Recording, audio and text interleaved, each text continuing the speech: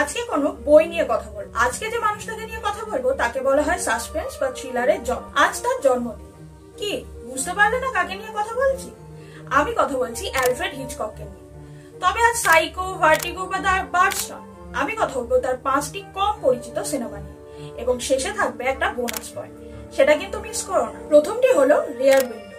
হ্যাঁ জানি এটা বেশ পরিচিত, but this is my favourite Hitchcock film. একজন ফটোগ্রাফার অ্যাক্সিডেন্ট করে ঘরে বন্দী হয়ে বসে আছে এবং নিজের বোর্ডম কাটাতে সে তার ক্যামেরার জুম লেন্স দিয়ে নিজের প্রতিবেশীদের ওপর নজরদারি করে। আর এভাবেই সে একদিন হয়ে উঠলো একটি খুনের প্রত্যক্ষদর্শী। এরপর কি হলো সেটা জানতে এক্ষুনি দেখে ফেলো। You won't regret after watching this.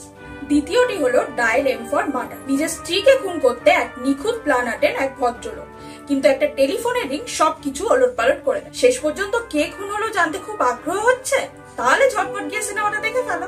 3 নম্বর হলো রোগ। দুই বন্ধু নিজেদের প্রাক্তন সহপাঠীকে গলায় ফাঁস দিয়ে খুন করে নিজেদের ম্যানশনে এবং লাশটি লুকিয়ে রাখে ডাইনিং টেবিলের নিচে এবং তারপরে এক বিশাল ডিনার পার্টির আয়োজন করে। ওই ডিনার টেবিলের ওপর বসেই চলতে থাকে অতিথিদের ভোজ। শেষ পর্যন্ত কি লাশটি খুঁজে পাওয়া যাবে?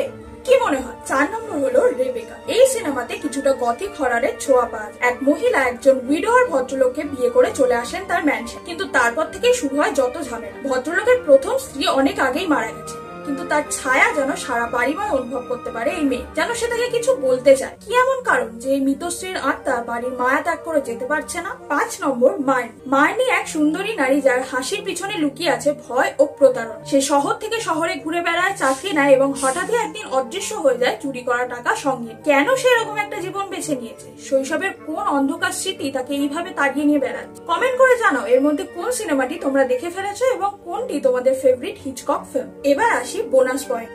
যদি হিচককের মনের ভিতরে উকি দিতে চাও এবং তার রহস্যের উৎসগুলো খুঁজে বের করতে চাও, তাহলে পড়ে দেখতে পারো হিচকক বাই টুফো। এটি কেবল সাক্ষাৎকার নয়, দুই কিংবদন্তি চলচ্চিত্রকারের মধ্যে এক মস্তিষ্কের আলাপচারিতা, যা তোমাকে সিনেমা শিখতে ও বুঝতে সাহায্য করবে।